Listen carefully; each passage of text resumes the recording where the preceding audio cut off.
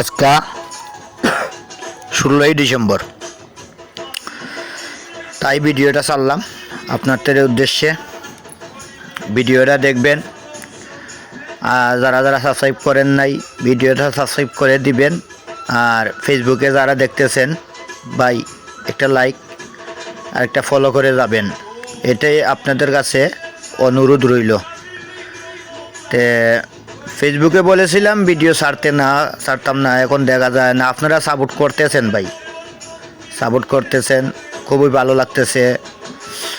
আর ছোটো আইডিতে সবাইও ঘৃণা করে, কারণ যদি আইডি বড় হয়ে যায়, এটা মনে করেন বেশিরভাগ মানুষের মনের ভিতরেই থাকে।